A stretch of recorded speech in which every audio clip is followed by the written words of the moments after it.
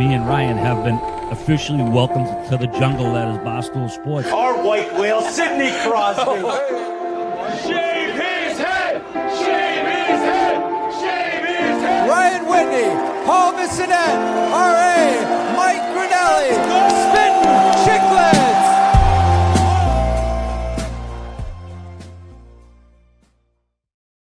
What is up, folks? Welcome to episode 568, smack dab in the middle of the Stanley Cup Finals. We are back, Spittin Chiclets, and we are here as you two are dancing because you two are happy, even though I can't stand either one of you. We are here because of Pink Whitney. We are here because of Pink Whitney. They were with us down Florida. They'll be with us in Edmonton for Game 7. Keith's kissing that bottle like I hope McJesus is kissing the cup. Take your shot with Pink Whitney. Local bars, local liquor stores, doesn't matter where you need to go to get it. Get the big bottle, get the little nip. Have a time. Summer is here. Enjoy Pink Whitney. What is going on, folks? Holy shit, do we have a lot to catch up on. Great time down in Florida. Biz, you're on the grind. You're back and forth, flying all over the continent for this series. Yans, you've been in Florida. Soon you'll be in Nantucket. You're rich. You're wealthy. I'm very jealous of you. And I'll tell you right now, we're not dead yet, Oilers Nation. We're not dead. We're close to dead. But we're not dead yet. We have life. Guys, what's going on? Biz, talk to me. I need to hear your thoughts right now. Well, I didn't mean to say I hate you.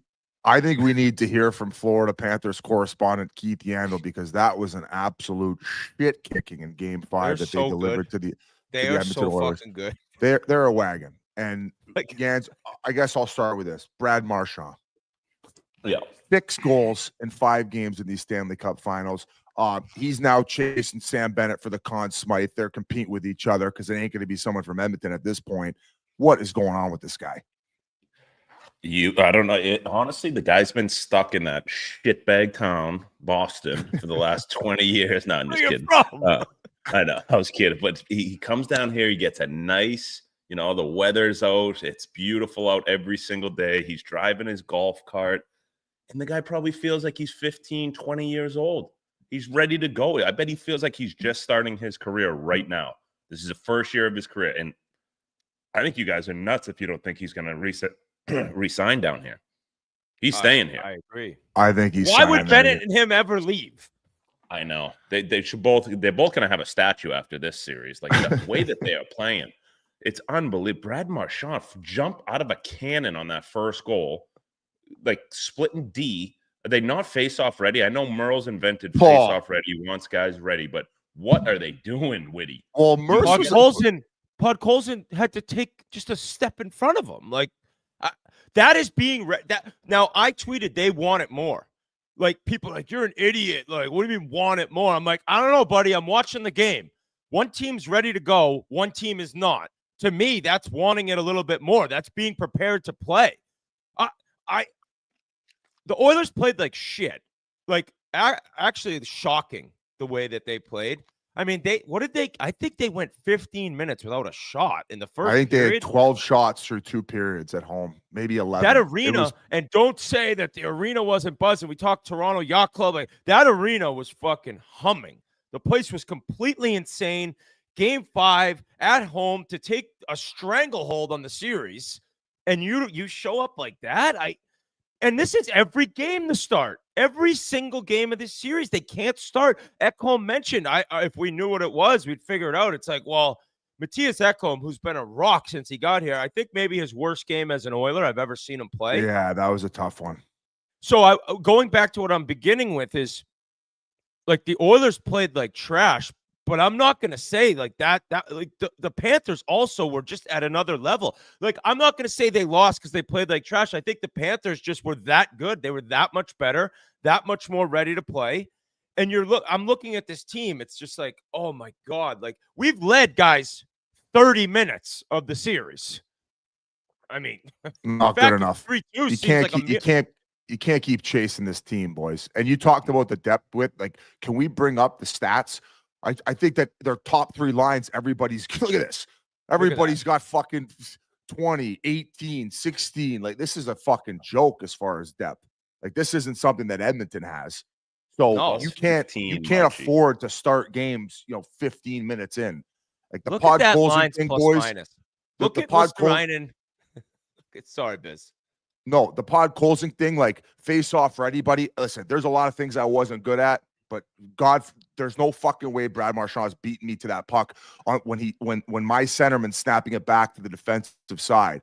Merles did mention like Nurse on the left side, I believe, should have pounced quicker, but I think that's all on the winger on the inside. All you need to do is just get in his lane and then poke that back to your defenseman. And then you mentioned Ekholm, like, I mean, how about the bait by Marchand? He looks like he's going to go outside there and right to the middle, splits the D, and then that shot under pressure on Pickard. Now, Whit, I'm going to throw it over to you. Like, I have loved a lot of things that Knobloch has done throughout these last two runs. I think he's pushed a lot of the right buttons. I completely agreed with starting Pickard in net. He'd earned that spot, but not playing Klingberg, I thought was a mistake. You play Troy Stecher under 5 minutes the game before.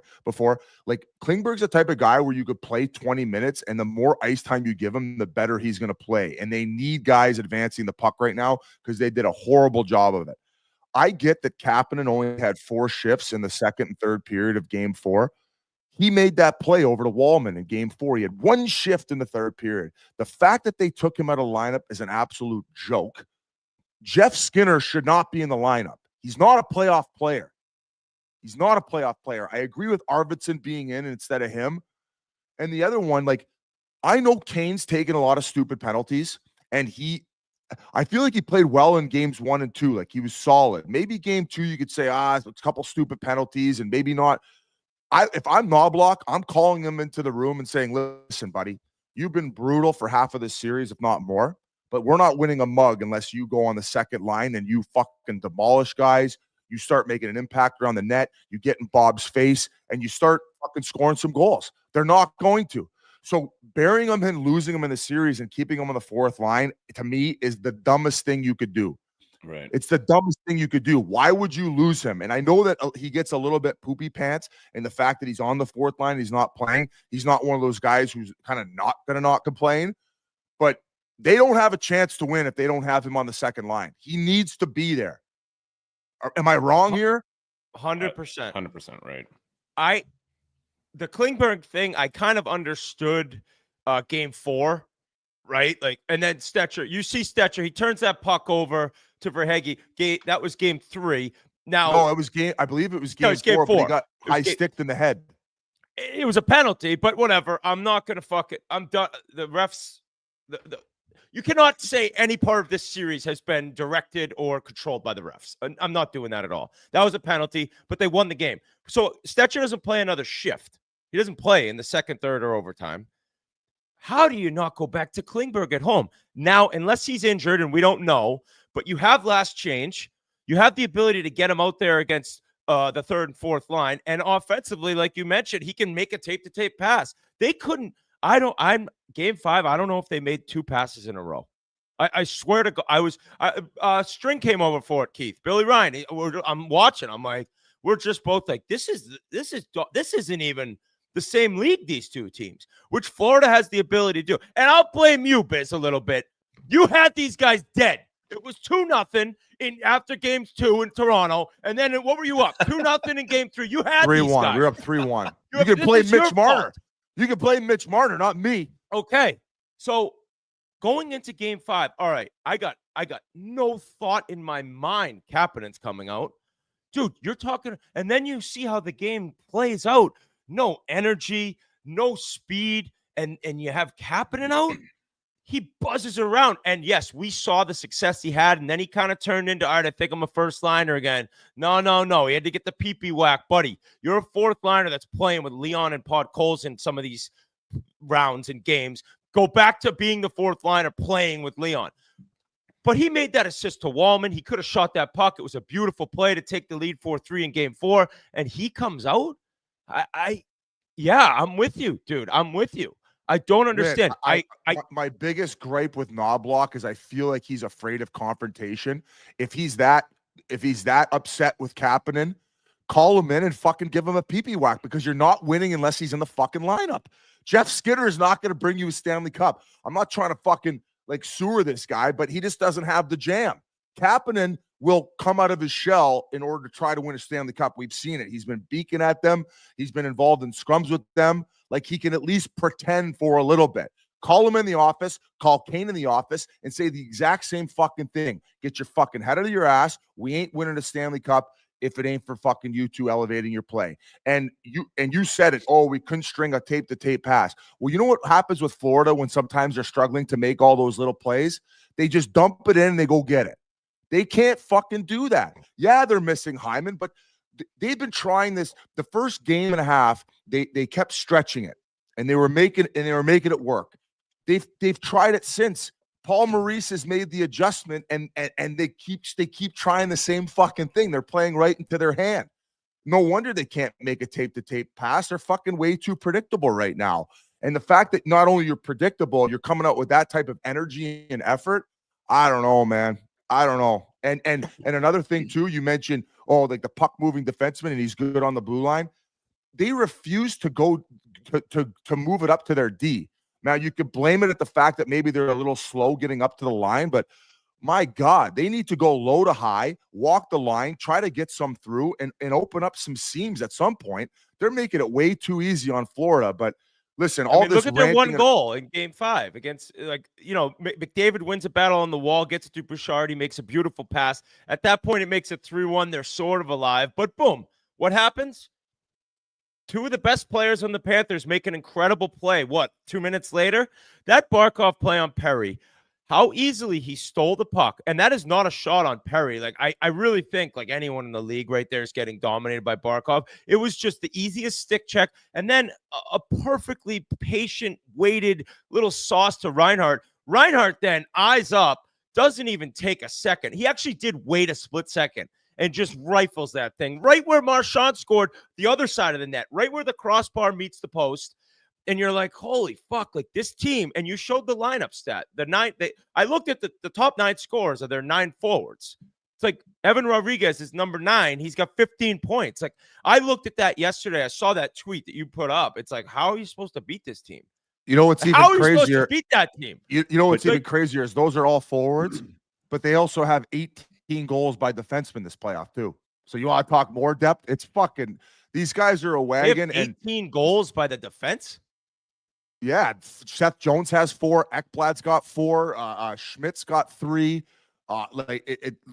Do we have a list of all the D-men who have scored? No, it doesn't even matter because what it comes down to is just that these guys are buying in. You look at, like, if I was Knobloch, you go over, you call Skinner or Kane in, and you say, hey, look at number 63 on that team over there. He's been a first line player the last 10 years. I know Marchie had to grind on the 3rd and 4th line when he was younger, but he's arguably a Hall of Fame player. And look at him. He's happy with playing on the 3rd line, happy with helping out these young guys. And look, he's going to win a fucking mug, and he's going to win a Conn Smythe probably. Like, there has to be that certain, and maybe it comes from the players too. Maybe McDavid has to do it, or Leon. Like, it has to come from within, where you're like, okay, you know your role, you know what you're going to do. If you are in the 4th line, like you said, you can't be poopy pants, especially when there's legitimately there could be one more game left in your season. You could never be back in this position, a chance to win a mug. It's never taken for granted. Obviously, with Connor there, like, you expect them to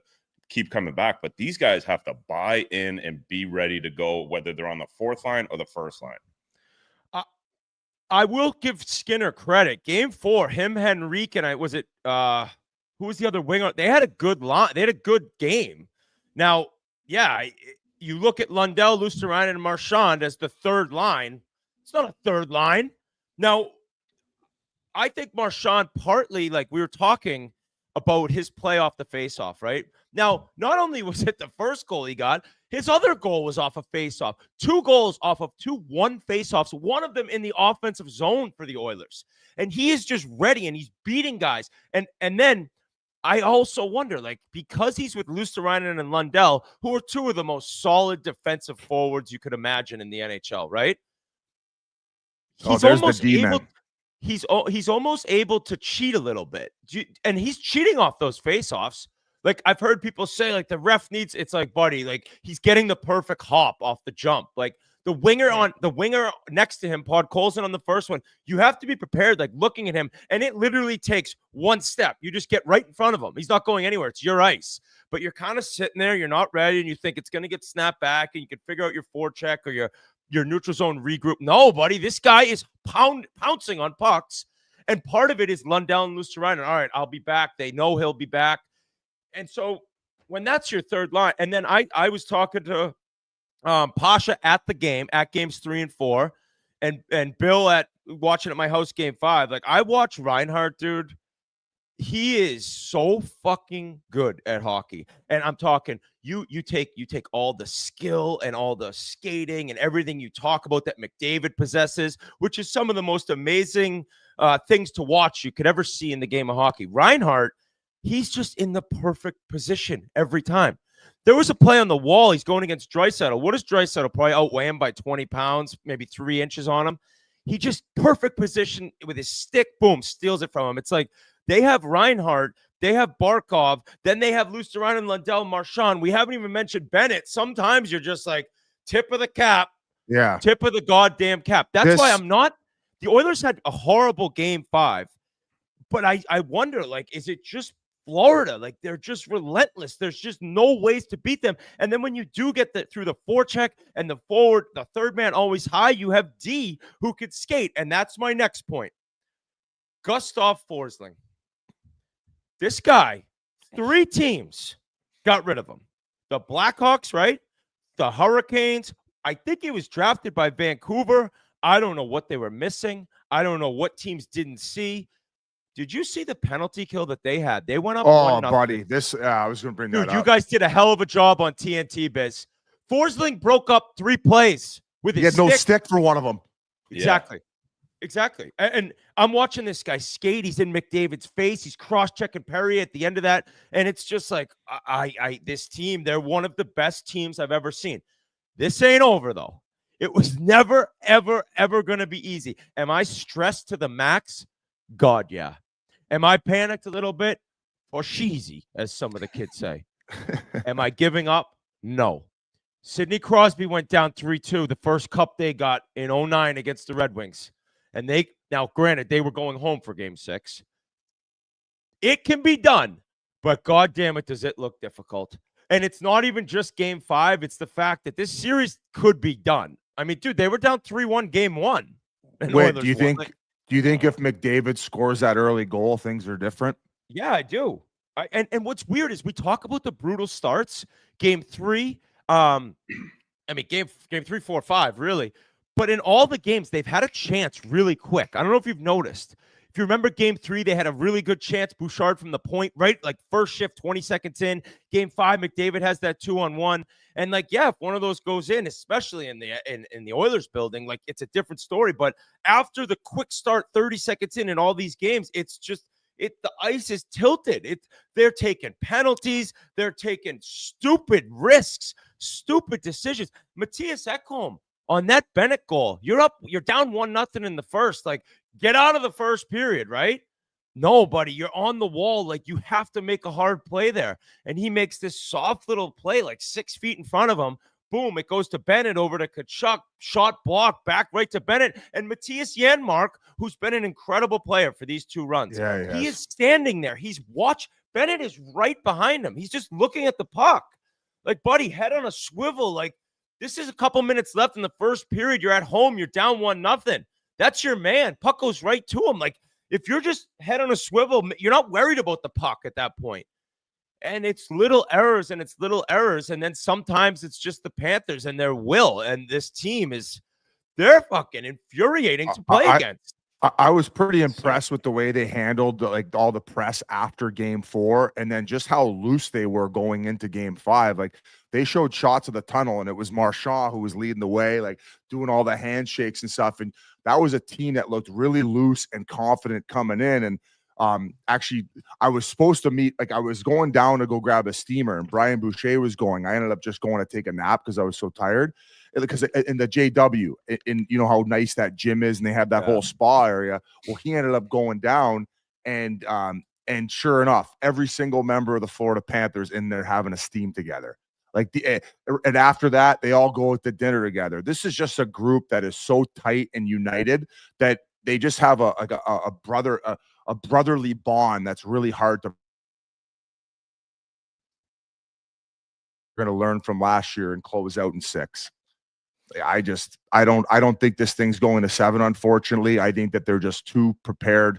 They're too on their game right now, and with the injuries that Edmonton's had and the way that they've been playing and starting games, I just see this being the straight up anaconda chokehold that we're used to seeing. Now back to Toronto. Nobody thought that they could get it done game 6 in Florida, right? I mean, it's over with. It's not over. It's not over. Biz, everyone said the exact same thing when Toronto was going back there. Everyone did. So Toronto's got a better roster right now than the Edmonton Oilers.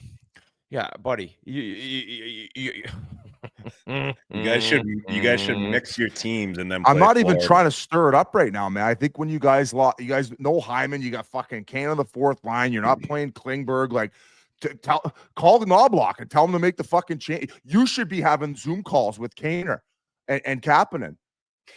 I think Klingberg will be in. I think Kapanen will be in, and we're going back to Stuart Skinner. And Stuart Skinner has a chance to become a legend in Edmonton for the rest of his life. Now, can they go steal a game, boys? Everyone thought they were dead in the water game 5 back there last year, and they dragged him back to Berta. Okay? They could do it this year.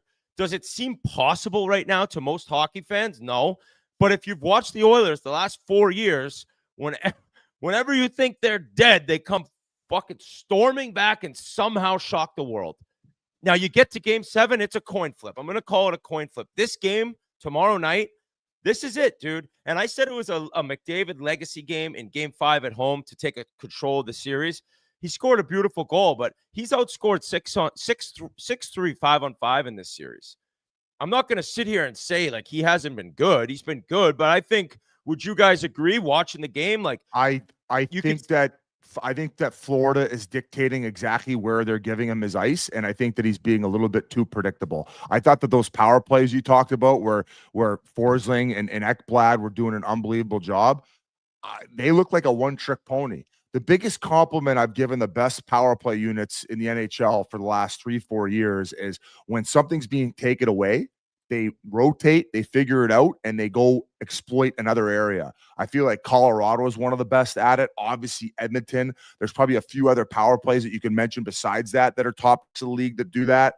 Specifically, those 2 teams, because they have the personnel in Bouchard, Draisaitl, McDavid, Perry now in there for Hyman, which, like I said, I still think that there's such an insane loss because of the forecheck and other components of the game that he brings. But I was so disappointed. They had an opportunity to make that game 2-1 a few times with those 2 early power plays in the second period. 1-1, and even 1-1 earlier. Their power play. Yeah, right. Because they did have that one in the first period, but it's been a little bit disappointing. But that said, though, as this series progressed, like you see them, like all of a sudden, like earlier and earlier in games, they're starting to go to Draisaitl and McDavid on the same line, where in rounds before this, they've been able to keep them separate, and it was like a well-oiled machine, and you got those 2 guys driving their own line. So their team is just so good defensively, and they have an answer. And if it's not the Barkov line, it could be the Bennett line. And with the matchup that the third line gets, like I had a shift clipped, but obviously the goal ensued, and then much more ensued in that first period. But there was a shift at the 16-minute mark. They put out the third line of Marchand, Luosterainen, and Lundell, and they hemmed them in for 45 seconds, took the momentum, and they never gave it back. It's Marchand's ability to hold on to pucks down low in the O zone, which haven't seen a ton of sustained pressure by Edmonton wearing them down. There's no really investing in games here. He grabbed, and they lose it. Who's the first one to go get it back? Little reverse hit, gets it back, keeps it alive, low to high, and they just continue. And then because they're such a giving team and they set their teammates up for success, the next line up, you get the offensive zone change and they're breathing down their neck again. So it's just, I just feel like their mindset and everything else included going in is just so much better right now. But because, like you said, they have Draisaitl and McDavid, it's never technically over. And we keep saying it, they're going to have to go all world nuclear in a game to fucking get it done. Well, they better have it game 6 because it ain't going to be the rest of the guys getting it done. I think last game too, with not having Skinner in, Pickard, he didn't even come out of the net to try to stop any pucks. So it was just the amount of extra time Florida got in their own end just from not having a goalie coming out and stop the puck. Like Skinner does a really good job at it. I think you have to go back to him with that. And yeah, like you said, Biz, anytime that you have those two guys on your team, they can win a game. It's either that or they're counting down their days in Edmonton. I do think that, well, Leon signed. I do think that Skinner plays it that much better. I think Hank had said that originally, where like a team with this forecheck, you almost need the help of a goaltender who's very good at playing the puck. Skinner's going to be back in game 6. I was kind of shocked that they didn't pull. All right, so game 4, they pull Skinner after the first period, and Pickard comes in, plays phenomenal. Yeah. They're down 2-0 after game 5. Pull Pickard, put Skinner back in. Like, this team's obviously a circus. Like, the Oilers are, it's put him back in, and then I think maybe he stops Marchand's third. I mean, obviously, this is a total, like, you're looking at all these different things now, and it's wow. I think he's been scored on 4 of the 5 breakaways so far in this series. I know, but yeah, and the only one that it was very similar to the double OT winner, actually. But I tweeted out, is this the best Marchand's ever played? I've watched him in Boston for a long time, and like, yes, he's been an incredible player, a superstar. And then things have taken a little bit of a dive as he's older, and the Bruins weren't as solid this year, and he's coming off 3 surgeries. I don't ever remember this. Somebody said in the 2011 Cup run, it was very similar. He gets the puck every single time. I'm like, oh, this is going to either be a chance or a goal. And he's on his toes. He looks like Keith said, 20 years old. And part of it is the matchups, and part of it is who you got to worry about on the first and second line, if you want to even call him that for Florida. That's not a third line, Lundell, Luosterainen, and him. And then I go back to Zito and what he's done with this Panthers team, and how he gets Bennett. What was it, a second rounder he traded for him? And how he gets Tkachuk when he realizes Huberdeau, he doesn't really want him there. He gets Tkachuk, and how he gets Jones, and how he gets Marchand for a second rounder, now a first in 7 years, whatever. Masterclass by the GM in Florida. Masterclass. My old agent, Paul Kropelka, he's a part of the crew there. He was with Carolina. They put Forsling on waivers. He said, get this guy.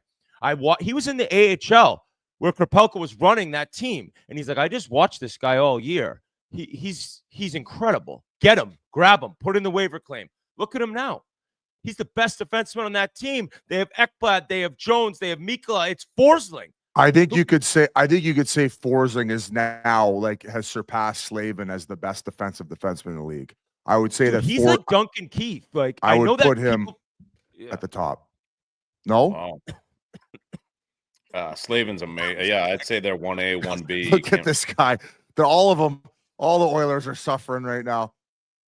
Yeah, it's just like, God damn it. You go against this team and you somehow win game 1, and then game 2, you barely tied up late, but you get the loss. All right, game 3, let's show up. Pounded. Game 4, down 3-0. Like, this series isn't as close as a 3-2 even makes it seem. That's the one thing where I'm like, going into game 6, I'm like, it ain't like we're dominating games and losing. We've been pretty critical of Edmonton. There's only one guy who could bring our spirits back up for the Edmonton Oilers, though, and he will be joining us. The Staff monster. We need him. All right, hold on. I'm sorry, guys. I'm all over the map. I got to get in some ads before we bring Staff on. That's okay. That's okay. I'm sorry. We got game time first, guys. The Stanley Cup Finals are here. It's almost over. The only place to buy hard to get finals tickets for Game 6 and hopefully Game 7 is Game Time, the official ticketing partner of Barstool Sports. Killer last-minute deals, all-in prices, views from your seat. That's big. You get to see what you'll be looking at and their lowest price guarantee. Game Time takes the guesswork out of buying your tickets. Prices on the app actually go down the closer it gets to puck drop. Wait it out, snag them.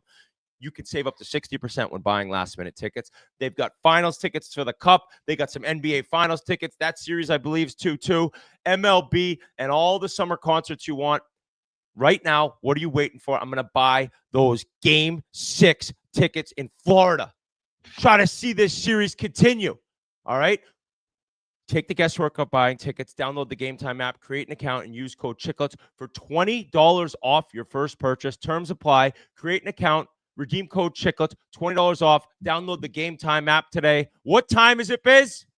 Game time. What time is it, Biz? Okay. Game time. We got one more here. I apologize. And that's DraftKings. Who wants to bet on these games? Who wants to win some money betting on these games? The fastest game on the ice has hit another gear. DraftKings Sportsbook is all over the Stanley Cup Final, the official sports betting partner of the NHL. Listen, you want to bet on the Stanley Cup Final? We got 2 games left. You're in for an exciting time. Getting started is easy. Fire up the DraftKings Sportsbook app, pick your team to win, lock in your wager, and you're off to the races. Fast, simple, easy, puts you right in the action. Bet $5 and score $300 in bonus bets if your wager wins. That's right. Turn $5 into a Stanley Cup Final payout. Download the DraftKings Sportsbook app now. Use promo code Chiclets. That's promo code Chiclets to unlock $300 in bonus bets when your $5 bet wins. Only at the DraftKings Sportsbook. The crown is yours. Right now, Game Time, by the way, $630 for Game 6 tickets to possibly see the Stanley Cup. All right. Wow, that's cheap. Yeah, I mean, I think in Edmonton it would be way, way, way, way higher because we care more. But the Panthers are an amazing team and their fan base. By the way, quickly. I was getting all sorts of heat for me waving goodbye and saying, see you Tuesday night back for Game 6 in Florida. You're rude. You're an asshole. That's how you win. Oh. Buddy, we lost Game 3. I had at least 50 Panthers fans flipping me off. Fuck you, Win. Bitch. Nice ears. Scumbag. That was so me. At the end of Game 4, yeah, I'm waving goodbye. See you guys back here for Game 6, in which I thought we'd be able to win the Stanley Cup. But I was this is 1/10 of what I was getting when you guys won Game 3. You handled it well the game before, Whit. Like really I ate well. it. You were taking it on the chin, like Biz at Houston. What would you do, Biz? Pussy, big ears, bitch, suck it. That was So me. I I'm sorry. waved goodbye after. I would say that was probably the most I've ever seen you be a fan. Like you went, I lost my you mind. went full Biz Leafs mode, delusional after that Game 4, where apparently Before the game I was flipping. Apparently he played you were the same kicking song over and over. I was sitting next to him in the bus. He played the same song over and over. Which and one? over. The Pink Pony Club?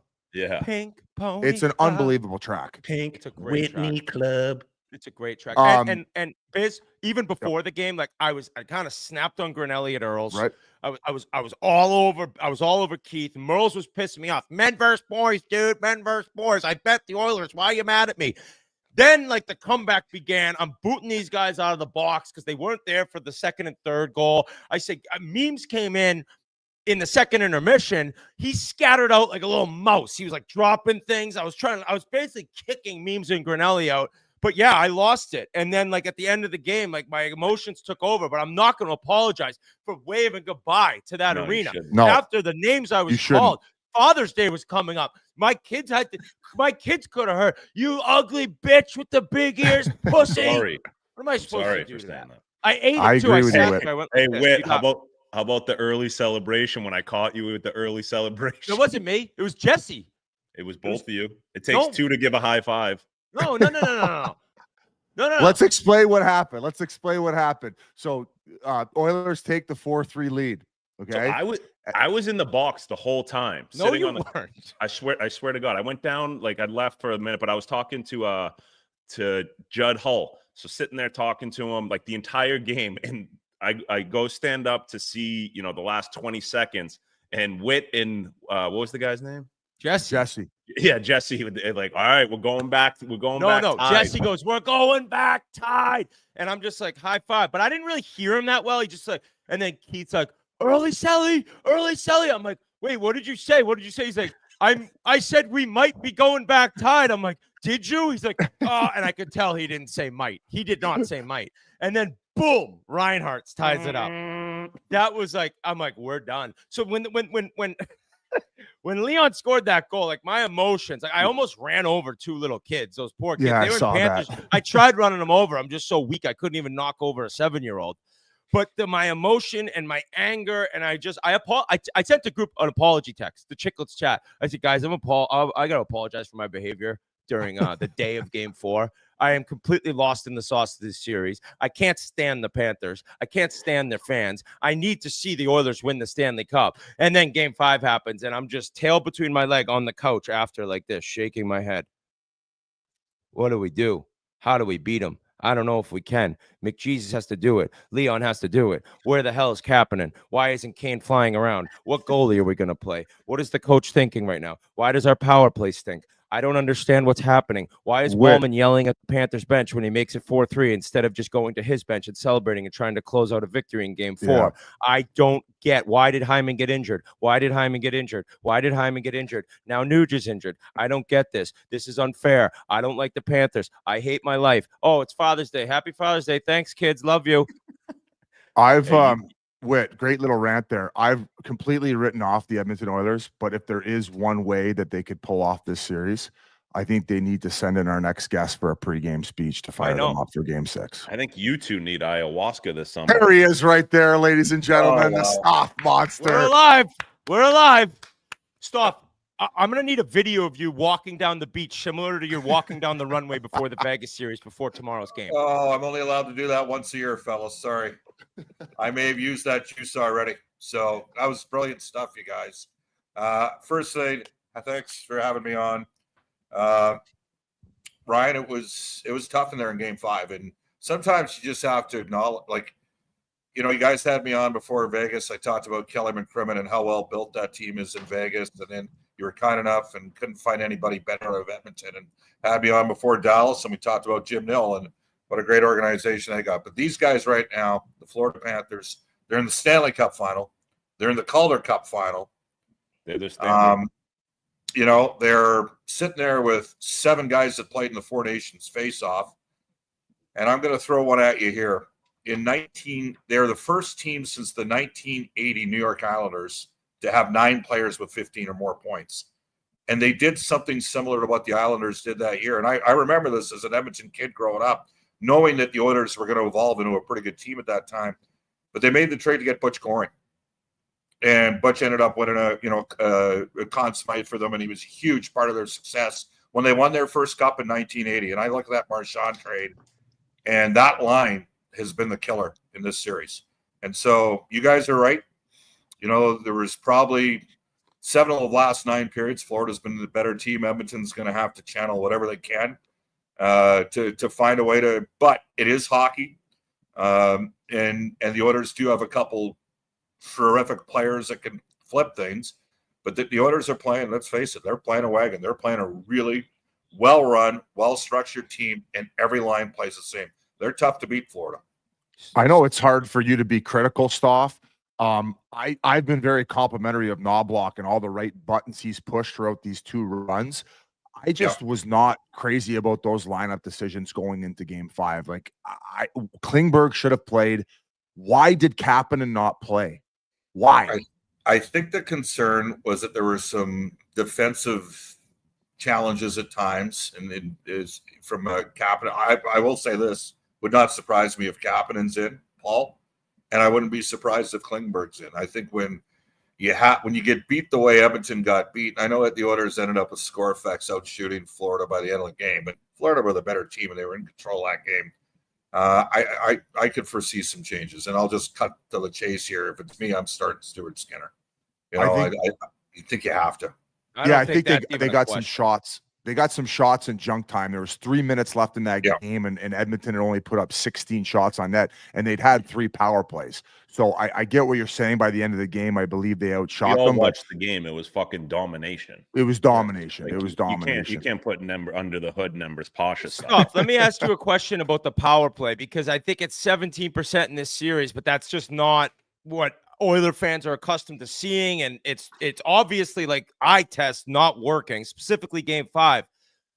It seems like they're not, like, switching up. Biz mentioned, like, they're not going to maybe a different formation, and what I want to see is McDavid on his strong side when he's playing downhill.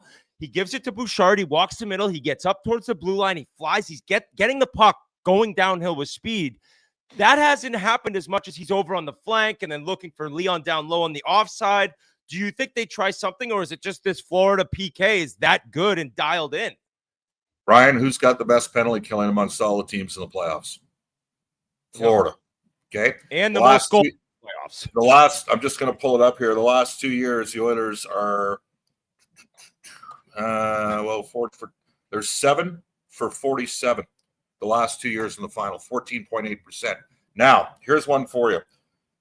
And it's one of the regular stat sources that's available. Paul has access to it. I don't know if you guys do, but he certainly does for TNT. New Jersey had the highest expected goals on the power play during the regular season at 10.3 per 60. Okay, so they created the most chances. The Oilers in this series, despite the fact that their first power play was terrible in Game 5, it was bad. Like, they just had nothing going.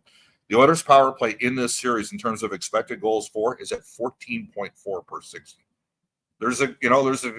Hey, I'm telling you, Florida's outplayed Edmonton. I'm telling you, Florida's been the better team. But I'm going to tell you right now, the Oilers have been unlucky not to have created a little bit more on the power play based on those numbers. Well, that one shift in the first, it was the second, I believe. They did have, I don't know if you remember that PK Biz. They had a million chances, and then at the end, it ended up being deflected out of play. But as that power play got on, and I think it was a minute 40, the 4 killers were stuck out there. I'm like, this is it. They got to get one here. And it finishes with a puck over the glass. But that's probably the power play that you could say was at least dominant and gave them the opportunity to score. The first period one, that's disgusting to me, because that crowd is electric. They got nothing going in the start. You get this chance to tie it up, and that's what we see. It's like, I don't know. I'm wondering, Stauf, in your opinion, these starts that they've had where Ekholm is saying, yeah, if we knew what was up, we'd be able to fix it. Is that on the coach? Is that on the leadership? Because this is 5 games in a row where you're not ready to play, or maybe 4 games in a row. So. Yeah, because they scored a minute and a half in a game one. I mean, they've given up at least 2 goals in all 5 games in the first period. Like, there's no, I mean, you guys all play. There's no recipe to success when that happens. I think there was a little timidness because they've taken a lot of penalties. I think they've had 14 high sticking penalties in the series. Florida's had 2. It's been unreal, which is a sign sometimes maybe they're arriving a little late, right, on plays, trying to make hits and that sort of thing. I was a little concerned. You know, they skated a couple days in a row down here on the I'm trying to remember the days. I guess it would be Tuesday and Wednesday. Yeah, they had a full practice where they told media that they weren't going to skate, which that actually technically was an off day, and the guys all decided, but 16 of the guys decided to skate the day before they had a full practice. So, it is, again, I don't want to make excuses. Like, I want to acknowledge how good Florida's been. I think we know that. I also want to say it's a best of 7, it's a best of 5, and there have been a couple occasions where teams have been up. I can remember the New Jersey Devils being the reigning Stanley Cup champs in 2000. They're up 3-2. Colorado won Game 6, won Game 7 in the series. And if I recall correctly, Tampa wasn't Tampa down 3-2 to Calgary, and they were going on the road. Yeah, they were. Yeah, that was the year where there was the disputed Jelena goal in overtime. Yeah. By the way, Martin Jelena, for completely useless, superfluous information, the only man ever to play a playoff game for Edmonton, Calgary, and Vancouver. You can test your kids at home. A little fun fact from Stauf. Stauf, what are you the most disappointed in? Outside of the starts, what are you the most disappointed in from the Oilers thus far in this series? Like, where are you like, As I thought, and Ryan brought it up before, just the Hyman factor. Like, I think given how deep Florida is, Edmonton needed everybody going. And again, it's not an excuse, but like Bennett or Reinhart got nicked up in early in round 3, I think, against Carolina.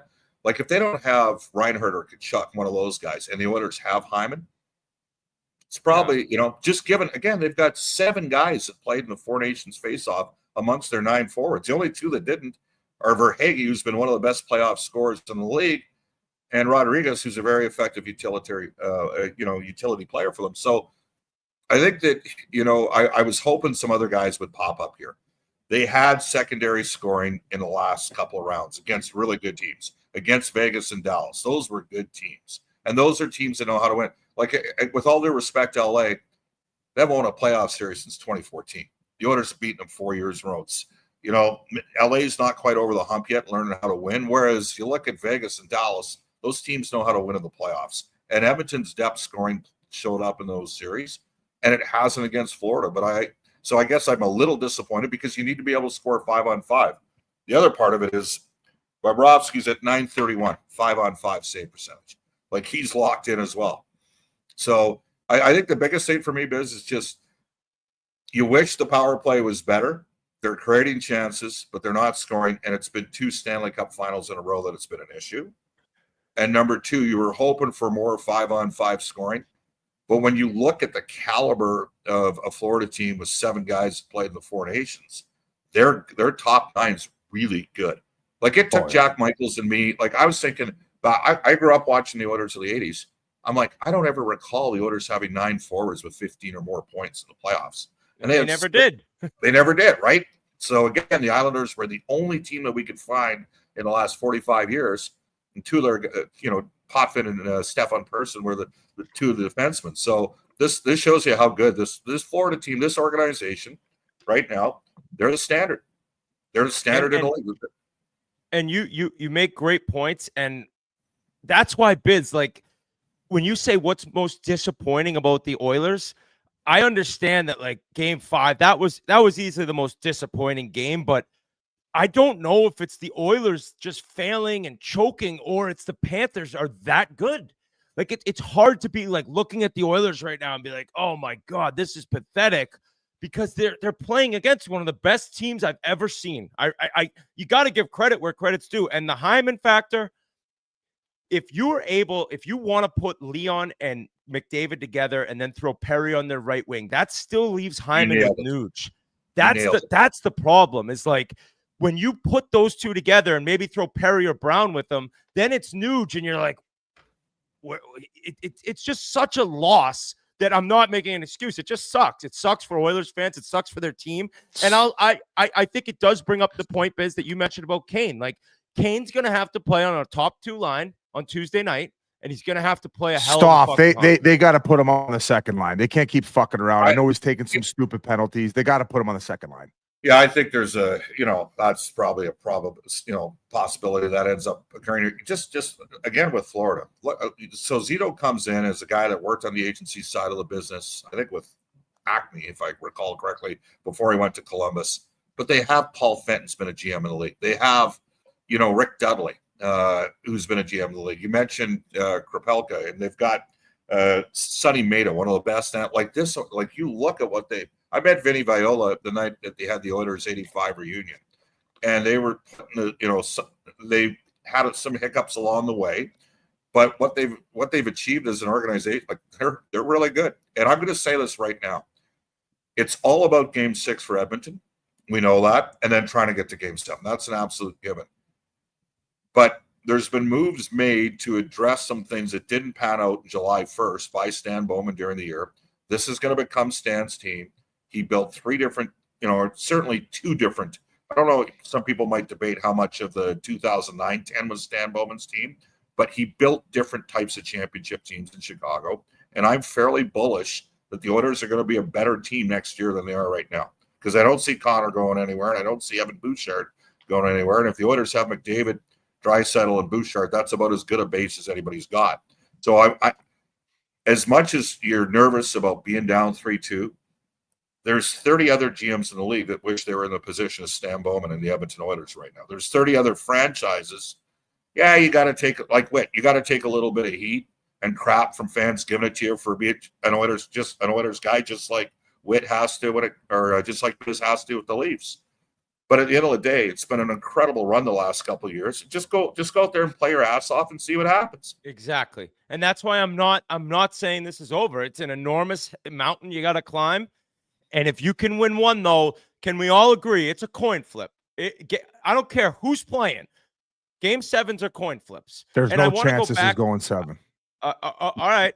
Say what you want, but Especially you said in that Toronto. building, You said that too, Toronto could win Game 6. I don't know why you think that Edmonton can't win Game 6. Regardless, I want to go back to Lundell too, and I think in 2020 it was still Dale Talon, but they took Lundell. The next pick was Seth Jarvis, and I think as time's gone on, it's like, I don't know, Seth Jarvis, Four Nations member for Team Canada, but you look at Lundell, I think he fits in better with Florida than Seth Jarvis would.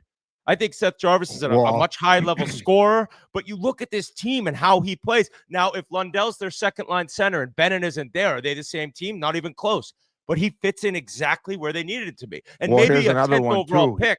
He's signed through 2030 for $5 million a year. Like he's fucking. But if he's your second-line center, you're not the same team. And if Bennett leaves, he will be. But that's do you know who had the 14th pick? Edmonton did. They took Holloway. Well, I love him in the lineup right now. So, I mean, I almost – it was hard. There was a piece written in The Athletic about the best valued contracts in the league. Ryan McLeod was the best valued contract in Buffalo.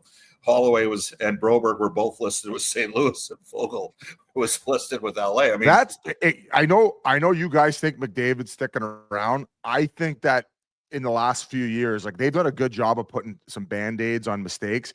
I think they fumbled this situation a little bit. The fact that like they got Jeff Skinner making $3 million, like you're telling me you can't bring back Holloway? Like what the fuck's going on here?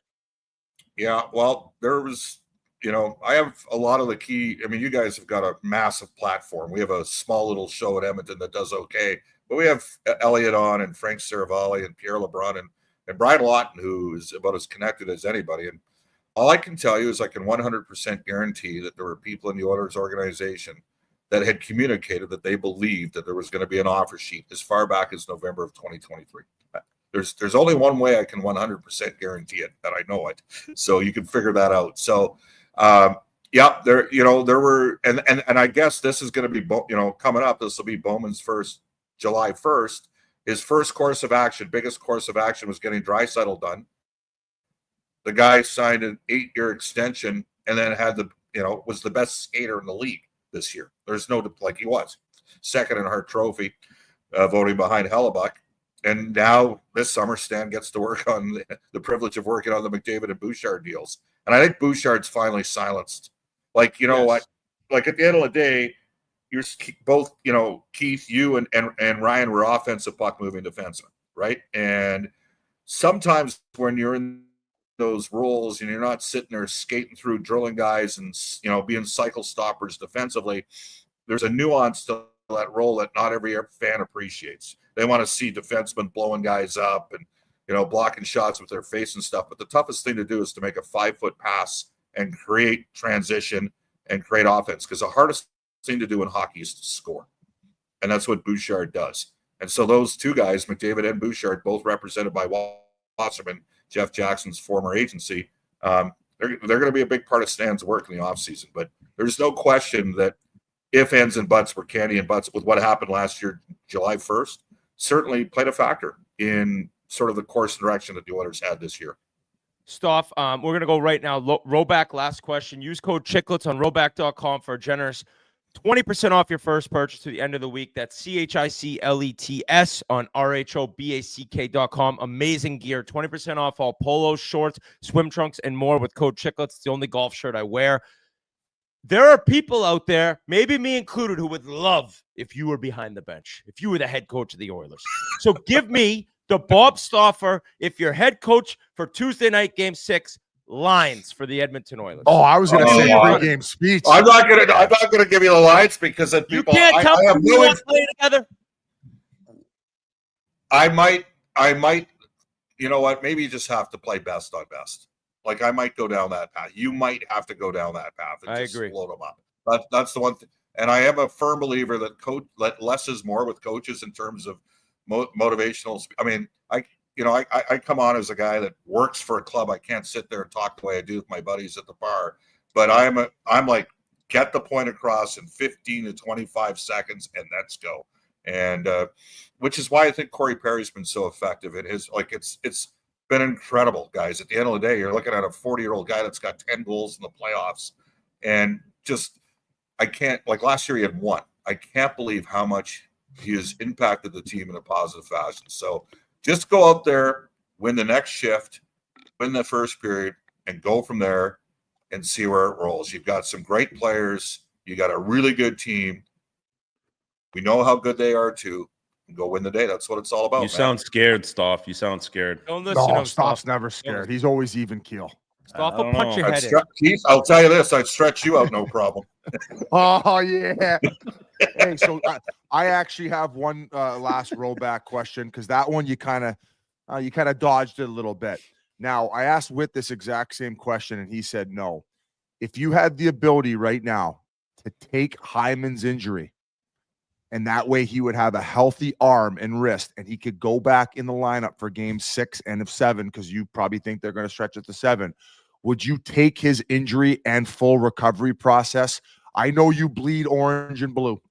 Would you take his injury for Edmonton, that city and that team, and go through that? Personally? Yes, you literally have his injury and you have to go through the rehabilitation. I would block slap shots in the nude to see the Edmonton Oilers win the Stanley Cup. That's all you need to know. And I was a lazy forward that never came back into my own zone when I played with Kurt. They should put fucking Stauffer in the lineup. I agree. What's that? I agree. Imagine him as a net front guy. Oh. Staff, thank you so much. Hey, Staff, it ain't over till it's over. It ain't over till it's over. Thank you. Awesome. Hey, thank you, gentlemen, for having me on. Enjoy it either way. Keith, and Ryan, tell Jack Michaels, great call on the Leon game winner, game 4. That was awesome. He never hears that from me. Trust me. Right, if it is your last, you guys, thank you very much. If it is your last appearance this season, bravo, buddy. You're a legend. You're a fucking Thanks a lot. Thanks, guys. Class. What a guy. What a guy. That guy. How about the nuggets that he brings, man? Woo. Unbelievable. I mean, that Martin Jelinek playoff game, Vancouver, Calgary, Edmonton, boom. I've been dying to know that. Stuff. I love him. Where do we go from here, guys? So we actually have Steve Goldstein coming on in about 5 minutes. He's the play-by-play guy for the Florida Panthers. Great dude, awesome at his job, and I'm very interested to ask him a few questions because he was there for some dark days. He was there for a lot of years when the Florida Panthers had nothing. They've turned. He's actually ready right now. So why don't we bring him in right now? Steve Goldstein, who's been doing play-by-play forever, it seems like. He's now finally getting to enjoy a dominant team, the best team we've seen in years. And what do you think on what you've witnessed last season and so far in this Cup final, Goldie? Well, it's been amazing. I'm up here at my mom's house in Delray Beach for a little Father's Day. So you got me Florida style in the house. It's awesome. It's been incredible to watch ownership from Vinny Viola right on down to Bill Zito, his hockey staff, what they've been able to build. And, of course, the players, when you have Barkov and Bobrovsky and guys like that work so hard. I thought last year, I was telling everyone, hey, everybody enjoy this. This is once in a lifetime. And now 365 days later, here we are back again and 60 minutes away from another one. So I'm just so happy for all the diehard fans and so many people because I always knew South Florida was a great hockey market, but you had to give a product. And the last handful of years, they've certainly done that. I'll let you go, Yanzi. Goldie, I just we've talked about the Marchand trade so much, till we're blue in the face. How did this all go down? Do you have any nuggets for us? It was in the witching hours of trade deadline, and all of a sudden, boom, Brad Marchand, a captain of a original 6 team, a future probably Hall of Famer, is on the Florida Panthers. How did that all go down? I have no clue. Yeah, Bill Zito magic, man. I mean, the first thing he did was convince Patrick Hornquist to waive his no trade to come to Florida, and then they go and steal Bennett and they steal Reinhardt and they steal Montour. And I say steal, no disrespect to those other teams, but you're giving up prospects. Yeah, you're giving up prospects and draft picks.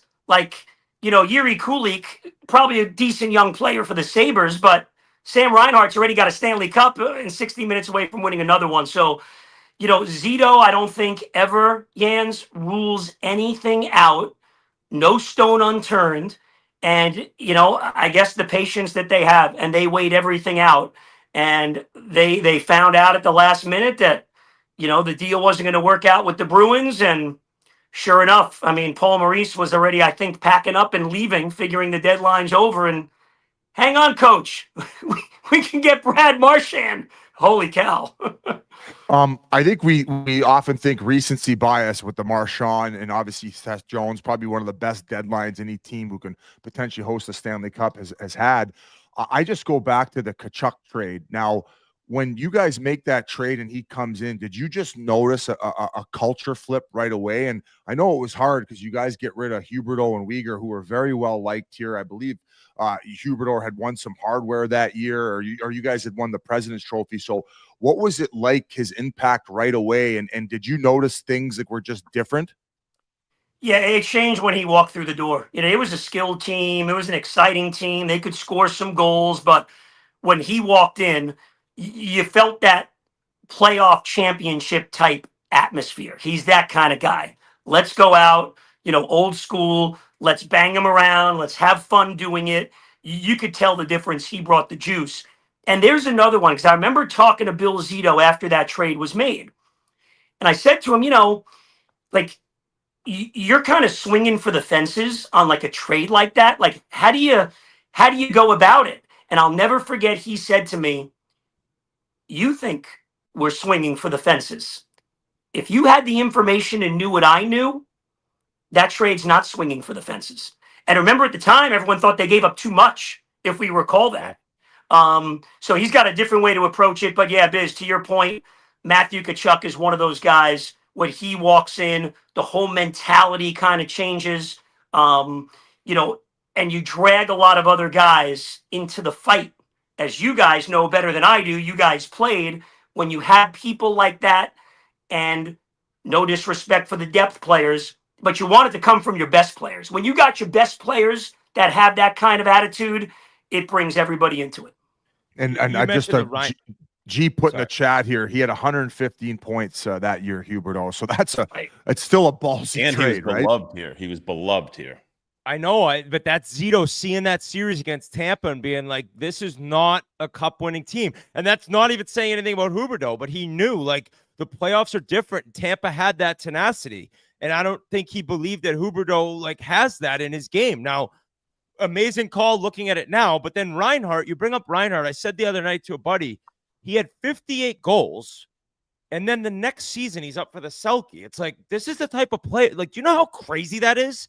That many goals, in the next season you're up for Best Defensive Forward award. But I want to go to the D. And we talked a little bit before you came on about Forsling. It's insane. Like, he's just so good at skating and position, and he is not scared. When they picked him up off waivers, what did you know about him? What did you hear from the staff in Florida? And were you as shocked as everyone else when he immediately just kept moving up in the lineup and turned into he's their best defenseman? So he's a great example. So Bill Zito, and I'm guessing he's not fibbing on this, and I'm not sure who it was, but there was a couple of people, scouts, hockey operations, that were banging their fist on the table. Zito's words, not mine. You got to get this guy. So he comes in. Joel Quenneville's still the coach, if we remember. And I asked Joel, because he had him in Chicago, and he said, all the physical talent in the world, he was great in training camps, didn't always translate when the game started. So you're talking about a guy that was then in their mid-20s. I think Patrick Hornquist was a factor, a fellow Swede. He was already here. Gustav Forsling is probably the fittest guy in the NHL. I mean, you watch him. The guy never gets tired. In fact, guys, tomorrow night, Reinhart and Forsling are going to set the NHL record for the most games played over a 3-year period. It's going to be their 309th game. Mike Keane actually has the record from the late 90s. So He's played a ton of hockey. You know, chasing around McDavid and Draisaitl, last 2 Stanley Cup Finals, not to mention Braden Point, Austin Matthews, all the other great players they play. I didn't know anything about him. Carolina has to be kicking themselves for putting him on waivers, especially since the Panthers have beaten him in 2 Eastern Conference Finals the last 3 years. Oops. He's just an amazing guy, and he's a great player. And you know, the Panthers were able to figure it out. Someone in that hockey ops knew the guy and thought he had this potential. It was Paul Krapelka, who was in Carolina. $6.2 million too, for fuck's sakes. Well, let me tell you about Krapelka. If it wasn't Krapelka, you know Krapelka will take credit for it being Krapelka. So, you know. We got one of those on our staff. Merles. Yeah, Merles created hockey. I don't know if you guys knew that. He actually invented the game. Hey, Whit, I want to know if you're going to wear Panther gear tomorrow night at Amerant Bank Arena. That's all I want. Come on, give me something. I'm going to, and I'm going to mush you guys. Well, Biz, keep doing what you're doing because you've been mushing us all along with all the Maple Leaf garbage. I mean, you thought they had it in Game 7. Let's call it what it is Oh, here I today. love it. I love it. I love it. Your Panthers Goldie, fans are loving it. you've witnessed since he became the first overall pick. When did the transformation in Aaron Ekblad's game really come? Where you're drafted first overall, in your mind, you think you're going to be a 60, 65 point first power play defenseman, offensive stud. And then slowly you kind of realize, all right, maybe I'm a good offensive defenseman. I'm not an elite one, and I'm going to be a prick, and I'm going to run people over. I'm going to elbow people in the head. I don't know when it happened. Like, you've watched it all slowly kind of change for him, becoming a true shutdown guy as opposed to what he was drafted to be. Well, I'm going to stick with the Hagel hit was in the chest. That's my opinion. Oh, yeah, and the steroids were fake. The what? I don't know anything about that. And I really don't know what you're talking about here today. I don't know what's going on with you, man, making stuff.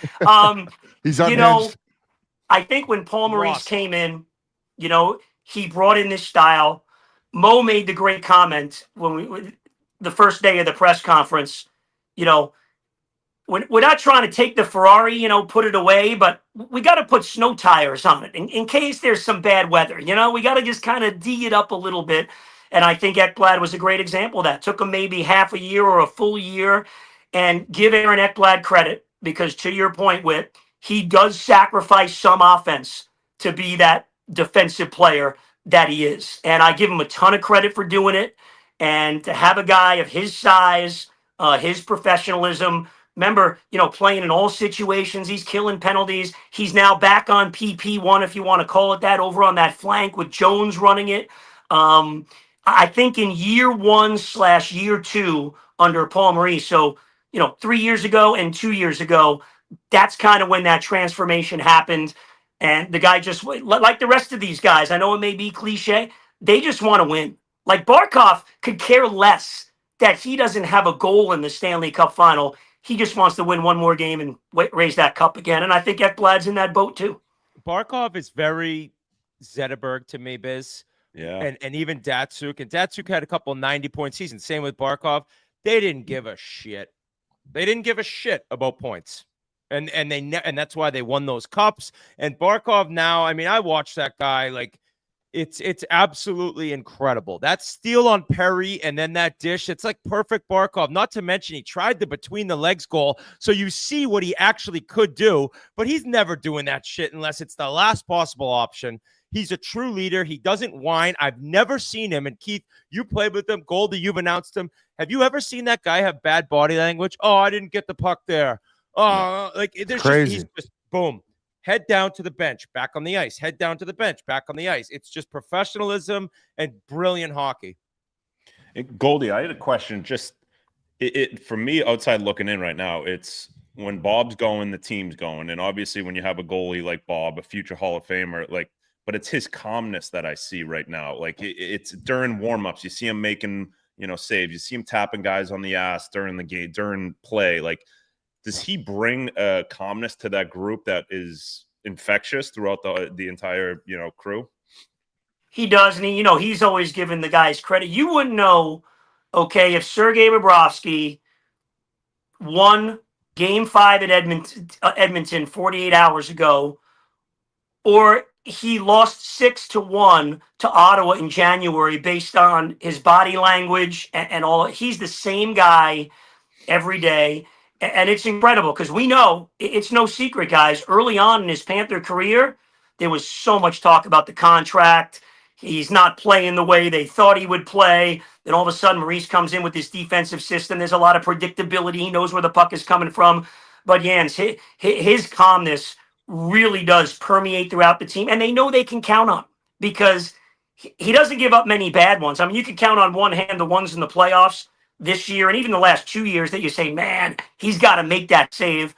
And when one of those does squeak in, which isn't often, the door is shut after that. So the other thing that, people need to realize is the Panthers are so good. They're the best forechecking team in the league. The ozone time is amazing as it was last game. Sometimes he stands back there, guys, for like 20, 30 minutes without good scoring chances coming his way.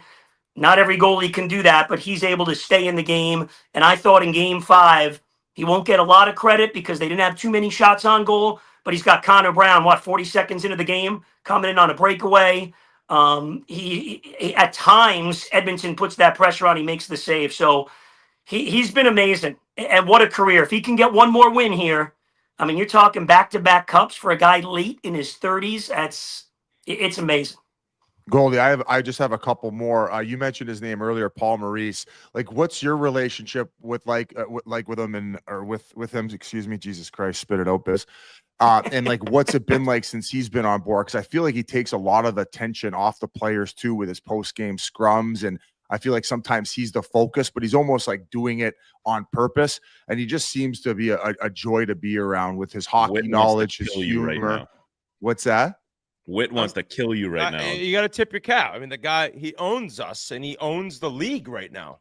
What are you going to do? Yeah, better if you tip the Panther cap, Whit, but you know. Yeah. All right, Goldie, enough. All right, well, I mean, what do you expect? I mean, if I'm on, if I'm on, I'm going to bring it with you know that. True. He's been amazing as the play-by-play guy for the team. It's awesome. There's anytime I want to talk to him, and he knows more about hockey, in his pinky than I have in my whole body. Explain stuff, gives you the information. Like, my job is and I'm not just, BSing you. My job is so much easier because he's the coach. He talks to us every day, our entire Scripps Sports crew, ask him whatever we want. So it's been remarkable, and I'm happy for the guy because, he's a grinder, man. He's in there. And I guess as the players go, for you guys, he's so good with the video, with the clips. Like, he doesn't keep those guys forever. He's showing them, here's what we need to do. He's got the 4 or 5 non-negotiables in the game. And I think he's a player's coach. He lets his assistants do their job. He's not just joking around when he says, I don't have anything to do with the penalty kill. I left those meetings a year and a half ago, and they do their own thing.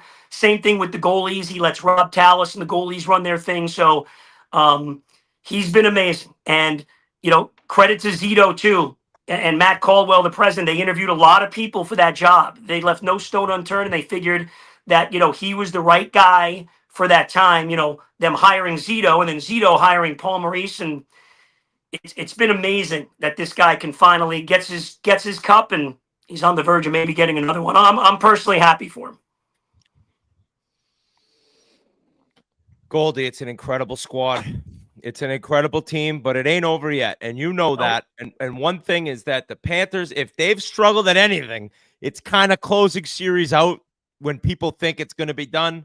You saw last year 3 games in a row against the Oilers. You saw Toronto this year. I have a little life. Am I on life support? Yes, but I'm alive. So we'll see what happens Tuesday night. You must miss calling these games, though, huh? You get to call all the excitement, first round included, but then it turns into the national broadcast. You must be chomping at the bit to be the TV. You must be doing a different, a team broadcast, no? Well, I'm doing the games in my head, of course. It's the, drawback of local TV. But, our Scripps Sports, what we're on here in Florida, year 1, these guys are awesome. So we're doing pregame shows. So at least everybody that's worked, all 5 of us on the broadcast, we're still working. And as you guys know, I'm doing the team stuff on the scoreboard, and we're doing Instagram Live. So I'm still able to be around it. But, for many years, you didn't really think about it because we couldn't even make the playoffs or win a playoff game. So my biggest problem in life should be the Panthers keep winning Stanley Cups, and I don't get to do the play-by-play. That should be the biggest issue that I have.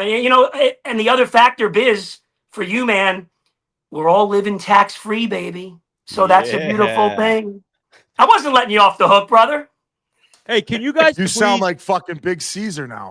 Can you please bring in another Dolphins player to bang the drum? Because I think you're now 0-7 when Dolphins players bang the drum. So bring in Ricky Williams. Have him smoke a big blunt. I'll go down with him and smoke one. That's a good name. By the way, whoever's getting that stat out there, like Mike McDaniel banged the drum in the playoffs and they won games. So I don't know where it really came from that they never win when a Dolphin bangs it. I don't know what the record is, but they have won a few to be. I don't want to kill the narrative, kill the fun stuff. I don't know. Do you guys know who's banging tomorrow night? I have no idea. If it's hands, I'm puking. It could be Yans. Puke. Wait, it could be you. Goldie, I just want to congratulate you. You've been with the team since '97, I believe, right? And Yeah, you're right. It's been an unbelievable run. How grateful are you to be a part of it and get to do what you love to do every day with now a Stanley Cup champion team? If the team was this good, he'd have his hair still. But the dog days, he lost all of his hair. Yans, I thought there was love. You held off as long as you could, but I think you have a great bald head. Like that's a good bald head. Settle down, Biz. Tire pump. Oh no, he got muted. It's just been a lot of fun. It's been a lot of fun being around. You're happy for so many people. Like this, you guys are around like the security people that are there and all, sales people. There's so many people. And then, of course, you got like the equipment guys and those guys grinded and the medical guys. So it's been an amazing run, and it's nice to see South Florida. You got, even south of the Miami-Dade Broward line, the city of Miami is all into it, and the game is growing. It's all. I still can't believe it. I still can't believe they're in position, and not done yet, as Whit said, position to actually win back-to-back in the salary cap era in full 82-game seasons. I mean, what they're doing is really unprecedented. It is. You're right, Goldie. We appreciate you coming on. You've been the voice of the Panthers for so long. The fans love it. Couple clicks for them. It ain't over yet, though, bud. It ain't over yet. We'll see you One in more. Edmonton. See you. One We more appreciate your time, brother. Thank you so much. Thank you. You got to so wear much. a Panther hat, Whit. Panther hat. I don't think Not so. happening. I don't think He played for them. Hey, What a guy. 7 games, 0 points, -7. I didn't exactly play for him. Thank you to Goldie. We got to talk quickly about a couple different amazing sponsors. First one, SportClips. SportClips is dropping something huge this June, the Playmaker Sense. For a limited time, when you get the MVP haircut experience, a.k.a. the most relaxing haircut in the game, you could pick a brand new relaxing scent for your hot steam towel. Yes, hot steam towel at the end. Choose from a lineup of sports-inspired scents like early morning practice air, which smells like fresh grass, a cool breeze, and the start of a legendary season. Rawlings new leather glove with warm, rich notes of leather. And then wild card for those bold or hungry enough to try it. Stadium buttered popcorn, which smells insane. I ate a lot of it. Game 4. Fun fact, it's actually the staff favorite among the SportsClips crew. These scents are only around for June, and then they're gone, so visit now and try them out. SportClips, it's a game changer. Offer ends on June 30th, 2025 at participating locations only and where permitted by law. Yeah, you got to be permitted by law enforcement to get those scents. And Body Armor. Body Armor was the reason we were in the barn for Game 3 and 4. The seats they gave us, perfect. Amazing to be able to get in there. We lose media passes. Boom. We have Body Armor hooking it up, getting us tickets. This episode is brought to you by the Body Armor Sports Drink. This summer, cool off with Body Armor Chill, a bold new way to hydrate with no artificial dyes, flavors, or sweeteners. Enjoy a new, refreshing, cooling sensation in 3 impossibly cold flavors: frozen berry, frozen cherry, and frozen orange. Available for a limited time. Grab yours at 7-Eleven or a store near you. Shout out Body Armor. Keith's got the new bottle there. So, boys, we talked to representatives from both teams. What do you got, G? We got a little breaking news here, guys. And this is big, especially for you, Whit, Biz. Evgeny Malkin, according to Josh Yeo of The Athletic, will play his final season in Pittsburgh this upcoming year. And I have a Pittsburgh legend ready to join to talk about this. This better not be Merles. And he's muted. Okay, he's got his fucking mic muted. Jesus Christ. Muted. Get out of the elbow room. He's still muted. muted. This motherfucker. This guy needs a Body Armor chill. We can't hear you. Not set up correctly. This He's is what stuck in happens. the elbow room for the past. This is what 3 happens days. when you spend a whole afternoon with Keith Kachuk at the elbow room getting ready for Game 5 in Edmonton. So we're going to figure out his technical issues. But I'd heard rumblings that it was going to be his last season. So, I mean, fuck, Gino, what a run, man. And so I think it was maybe you or somebody sent to the group chat that when they win their first Stanley Cup, I want to say Crosby was held to 3 points in that 7-game series against Detroit. Who was their leading scorer in that Stanley Cup final? Evgeny Malkin, man. Conn Smythe that year. he brought the noise offensively, and I'll never forget that game he had against the Carolina Hurricanes in the conference finals, where his family was in the building, where he had that behind the net, no look backhand spinorama, top cheese. I think that was the hat trick goal. So, damn, man, like, I'm starting to feel old. I mean, this is a guy where I went to training camp with the Penguins. It was after that season, and Frank Bonomo brought him in an envelope. And we were riding the bike next to each other, and he looked at it. And you could see that his mood changed. He was a little happier. And I go, "What's that?" And he goes, "Check." I go, "For what?" And he goes, "Bonuses, bonus." I'm like, "Let me see it." It was $1 million bonus for all the stuff he'd done the year prior. So I think he went out and treated himself to a white Porsche that he was zipping around town in Gotham City, so to speak, in Pittsburgh. So, God, man, it's I'm feeling old, but it's been a hell of a run, and I'm really interested to see his final tour. They got to make playoffs now that it's Gino's last year. I mean, I don't know. Can we hear him? Hey, I don't know. Can you hear me now? Yes. We got him. My ears are ringing because you're talking about me so much on the show. I feel like being Nikki's spokesman. Oh, yeah, that's what a guy to compare yourself to. Good job. But I was not at the Elbow Room yesterday. I've been in this room drinking the Body Armor Chill. So, were you there on Saturday with Keith Kachuk? No, I saw him when I was running by there. I've been doing the beach runs down here in this nice warm weather. So I've been playing it clean down here. I remember Gino. My favorite memory of him is when he had 5 assists against the Maple Leafs and he smashed his stick like into 14 different pieces because he didn't score a goal after the game. I'm like, he just had 5 apples. Just an incredible competitor. And you brought up the Conn Smythe in the 09 Stanley Cup win, their first. Crosby didn't even play the third period that game. And Malcolm was every other shift, a force that entire series, especially the third period of Game 7. A legit legend. And the coolest thing about Malcolm, which has also reminded me so much of Draisaitl in these years, is whenever Sid was injured, he reached another level. And Leon's kind of the same way with McDavid, where like Sid goes down for, I don't know, a month here and there. He had the concussion, get the outdoor game against the Capitals. And it was almost like Malcolm was like, yes, I get to be the guy now. Like, he loved playing with Sid, obviously. Oh, the other great thing was his first game when, like, Sid always went last, and he's like, no, me last. Russian Super League, more games pro. Games played. And Sid's like, okay. So, Gino, the Russian bully on the ice, an incredible player. Merles, you missed him, right? Because I think it was your first year gone. Yeah, but I was so bad before that we drafted him. So we got Malkin and Crosby because I was You're so welcome, bad on the Pittsburgh. team. But the reason I wanted to come on here today is it's funny you brought up Conn Smythe. I wanted to get your guys' takes. It's really down to 4 guys on DraftKings Sportsbook. You got Bennett minus 175, and you got Marchand plus 400 if it's Florida's going to win it. And then you got McDavid and Draisaitl pretty even if Edmonton can come back. So if it does end tomorrow, who do you got winning it? No question. No question. Marchand, some of the best hockey I've ever seen. This is Sam Bennett's trophy. Okay. I think you're crazy. Breaks the record for most goals on the road in a Stanley Cup. Is a complete mental, physical beast on the ice. His interviews after, he's a sociopath. I texted the group. Yep. I think he's just telling himself, don't say I want to scalp and eat the people I'm playing against. Don't say I want to scalp and eat the people Hannibal I'm playing Lecter. against. Like, just no reaction. You called him Hannibal Lecter on the broadcast. He didn't like that. Any team would do anything for this guy. And I go back to the shift in Game 3. I mean, he puts Podkolzin. I'm surprised Podkolzin got up, and then he runs Klingberg, and then Podkolzin turns it over because he's coming at him again, and he buries a beautiful breakaway goal. The way he's played on the road, which is the hardest thing to do in sports, Stanley Cup playoffs on the road, I don't even think you could consider anyone else. All right. And what if Edmonton comes back, or will it depend on who does the damage the next 2 games? Draisaitl's their MVP right now. Yeah. Right side. All right. He's got 8 points through 5 games in the finals.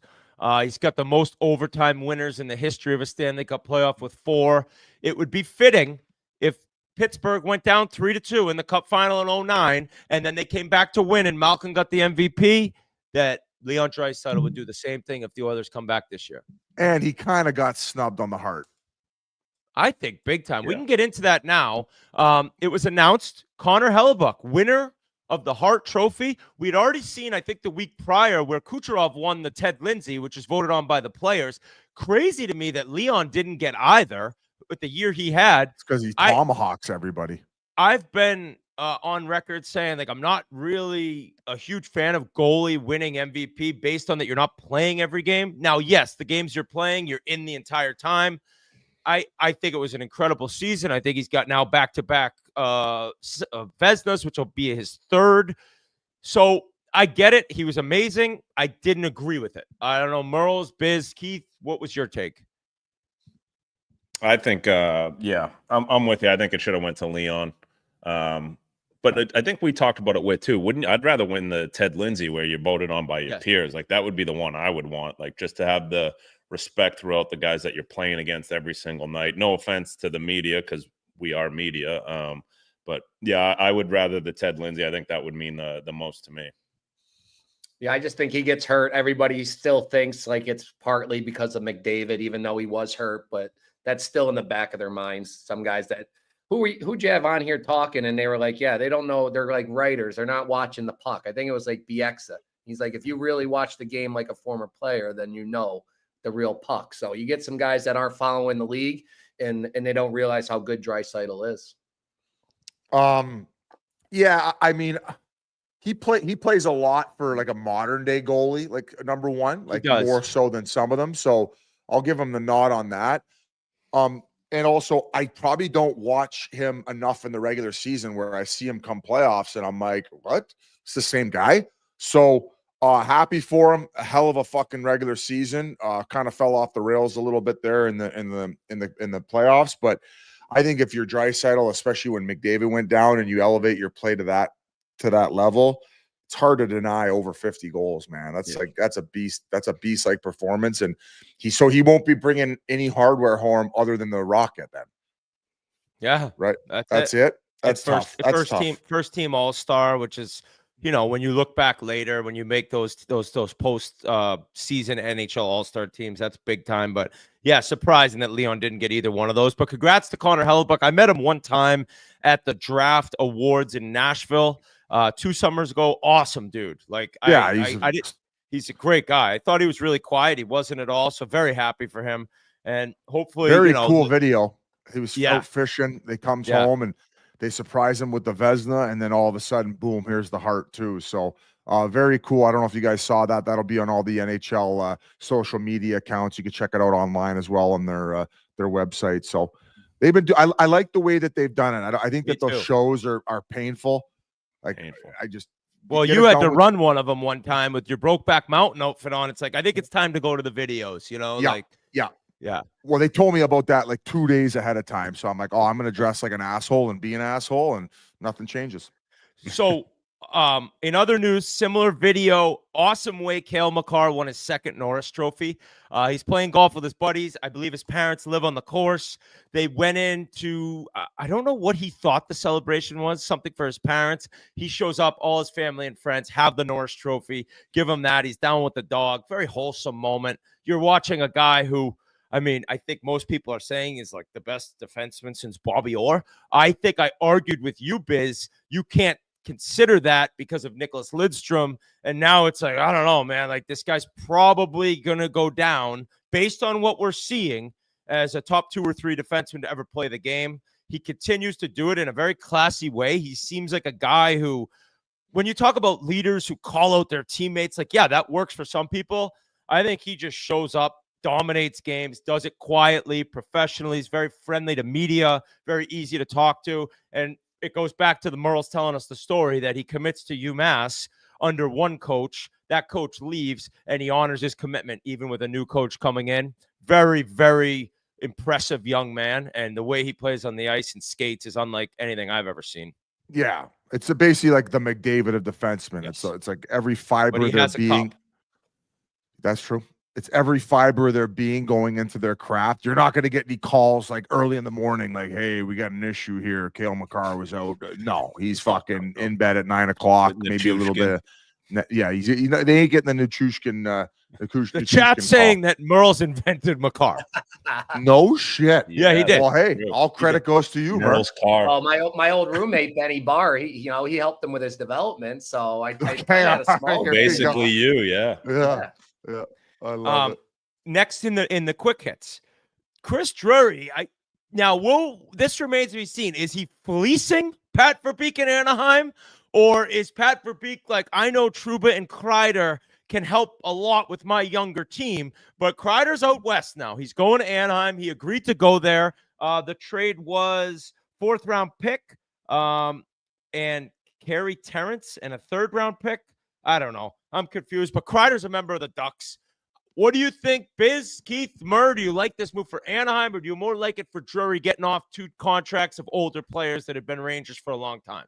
I kind of like the guys they brought in, Yans. I mean, they got Gudis, they got Killorn, they got Kreider, and Trouba. Vetrano. Vetrano. So they're at least surrounding these young guys with guys who are experienced, have been on Stanley Cup runs before, and have playoff experience. So I don't mind it. And listen, I also heard rumblings they were going to try to make a stab at Marner. So maybe they're trying to sweeten the pot, saying we have a decent enough team now where you can come in here and who knows, man. I believe the goal is for Anaheim, they want to make playoffs this year. I know you want to make playoffs every year, but you look at their rosters the last few years, it's there's not a chicken dick's chance they're making the playoffs. This year, they have a legitimate argument with the moves they made. And these younger players like the Leo Carlsons, I can't even say that Russian defenseman's last name, who's pretty nasty. The young goalie they got, Lacombe. Yeah, they got. They're gonna be good, dude. Yeah, that nail gun who played for the Peterborough Petes. They got guys. It's also Joel Quenneville isn't going to want to go to a team and just not make the playoffs. I'm sure they had their conversations. We got to bring guys in and stuff like that. But I really like the trade for Kreider. I think a change of scenery, a guy that's been in New York for it's probably been 12 years, 14 years. So I think it'll be a good change of scenery for him. He'll come out, something to prove. Everyone who gets traded, you have a little chip on your shoulder, and I think for him, he'll have that. He'll, he works his nuts off every summer anyway. So I think he'll be ready to go, and he'll be fun. They'll be a fun team to watch anyway. Do you think Kreider goes to is he a Ring of Honor guy for the Rangers? Doesn't he have the most goals ever by a New York Ranger? I think if he stayed there, for sure he would be. Now leaving, maybe something different, but yeah, probably. Is it most playoff goals? I don't know if he's most goals ever, but he was a force for a long time. Some incredible teams. You were a part of a few of them, Keith. Came right out of BC. I think hopped into the playoffs that year. I mean, when I saw the video of him jumping out of the pool, he jumps out of a pool and land. I can't even swim out of a pool and use the stairs to get out. So he's a freak physically. He's been amazing for a long time in big games, and that is what Anaheim needs. I just look at Drury getting off deals that probably maybe even could have got off of those deals a little sooner, but he's all right, things need to change here. And then you hear rumors of possibly moving on or trying to move on from Mika.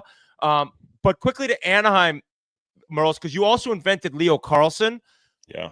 Do we see this year be the step of 80 points, 75 to 85 points, and then maybe follows that up with 90 points? Because based on what I've seen and heard, we're looking at a future Ryan Getzlaf. Yeah, he's the stud. And you remember when we talked to his agent, he said his growth plates weren't even fully formed or whatever, however it works. I'm not a doctor, but yeah, he's only going to keep getting better year after year after year. But to talk about the Rangers, if you watch them closely last year, they just were not interested in playing. So there was definitely a culture problem along with the coaching problem. So it's not a surprise to see them getting some of those big names, those guys that have been there, because it needs a revamp. It needs a new culture. And boys, going back to Kreider, he's 3rd all time in Rangers goal scoring. Okay. With 326 goals, and he's actually number 1 in playoff goals all time for the New York Rangers. So I don't know. Does that get you in the Ring of Honor? Because I'm looking here. I know no cup, and then Hank's up there, but Hank's one of the best goalies we've ever seen, and he had the gold medal, and he never played for another team, as Keith just mentioned. I don't know. It's a good question. But Biz, you mentioned Marner. Andy Strickland reported he's gone. He is no longer going to be a part of the Toronto Maple Leafs organization. I don't think super surprising. I figured that this was over. Incredible. Before we get into some other points about this, incredible that they're losing him for nothing. Shocking almost. And I get you're trying to win the cup, the curse, all these things, but holy shit, we're losing a top offensive player in the league for nothing. Shocking to say the least. Now, I chatted with some agents, none of them his agent. Very interested to hear what I was being told, in that he's going to go out west, apparently. The number will not be what you think it's going to be. Kind of surprising to hear that. Now, I think there'll be teams willing to get to the number that we've heard, around 14. None of those teams will be competing for a cup, so he doesn't want that. Carolina's willing to spend a ton, but apparently he wants to get out of the East. I'll go back to this. Marchand has 10 goals this year. In the last 7 years in the playoffs, Mitch Marner has 10, 13 overall in his career in 9 years. I don't see a good team willing to pay 13, even 12 million for his game. Now, we'll see what happens, but I was not surprised at all to hear it is over. And Biz, your quick thoughts on losing him for nothing. That's the biggest kick in the dick. I mean, The following statements are about to be made by a deranged Leafs fan. The views expressed are his and his only. Take everything you hear with a grain of salt because, remember, he is a deranged Leafs fan. Great timing. Great timing. listen, he's a great player. I think his arsehole puckers up come playoff time. I don't think he's an unreal playoff player. People want to say, oh, points per game, blah, blah. I don't give a flying fuck what he does in the regular season. I watch the games in playoff times. I could see that he tenses up. He doesn't win battles. He's not big enough to. He's a perimeter player. He's the fifth or sixth guy, in my opinion, on a Stanley Cup winning team. Most important player in the lineup on a Stanley Cup winning team. I think that he's probably going to end up in LA or Vegas. He probably ends up making about 11 million. I'm also hearing rumblings that it might be like a 4-year deal type thing where he's not going to sign the big long extension, where he's just going to go to a place. He's going to see if he likes it, try to win something, and then maybe sign the big 7-8 year ticket after that one's all said and done. So, Which he would be how old then? Is he 28 now? I believe he's probably 29 by the time. 28. He just turned 28. So 4-year deal. Then at 32, try to get another one. I mean, buddy, if he's putting up 80, 90 points in the regular season with the cap accelerating as it is, he could probably get an 8-year deal at whatever, $13, $14 million at that time. So that's just kind of the way the market is. Guys, I'm not trying to take anything away from this kid. I'm just saying that I think that I kind of don't like the attitude in the way that it's all being left. Like, I feel like he feels like he's been slighted, where they try to make that deal before playoffs even began, where it's like your play tells me why they try to make that trade. Like, it tells me everything. And the fact that you get like you lose him for nothing is kind of, it sucks. Like, I wish the management would have had the balls to kind of do what they did with the Huberdeau. And it's funny that we talked about him earlier. Like, sometimes you have to make hard trades in order to get yourself over the hump. And they obviously viewed Huberdeau as a guy that they didn't feel like he was a dog. They couldn't get over the hump with him. Mind you, he did have 115 regular season points that year that they traded him. So I kind of view it as the same, where it's like, yes, he's good on the power play. He's going to have success. He's going to chew up these non-playoff teams and get points on the power play all season long. But when push comes to shove, I personally would rather give $13 million to Sam Bennett than I would Mitch Marner. And that's just me. Take your charts, take whatever you want to do and stuff me in a locker. But one guy's got more goals in this year's playoffs than Mitchie Marner has had in his entire playoff career. So I'll leave it. Who do you think wins a cup first, Mitch or Toronto? You have to think Mitch based on where he's going to go. I would probably say Mitch. Yeah, because he's going to probably go over to Vegas, but I don't know. Now, if he goes to Vegas, they got to sign Eichel. He ain't making more than Eichel. So, yeah, you could see that as a low. Maybe that would be where he gets the 40. I don't know. I'm rambling, but God, if he goes to Vegas, like, then you're looking at him. I wouldn't say he's the 4th or 5th, but say after, Eichel, say after Stone, he's the 3rd. Maybe that helps. Maybe that works. I don't know if he fits in with their style as much, but it's just wild to see when you lose a guy for nothing that's that good. It crushes an organization. Now, can they go out? Can they convince Sam Bennett to sign in Toronto? I think Marchand and Bennett are going back to Florida. And the scariest part of that is, what the fuck is going to stop them from winning more? Like, if they get Bennett and Marchand back, and then even if they lose Ekblad, they got Forsling, they got Jones, they got who are the other D? They got Mikkola, they got Kulikov. Like, it's like they're not going anywhere. So why would you leave if you're Bennett and Marchand? I know I'm changing the subject here, but I think, okay, so Bennett could get $10 million a year for 7 years, and Florida will give him what, 7.5 or 8 for 8 years. You're losing $6, $7, $8 million bucks. Who cares? From my understanding is they don't want to go north of 8.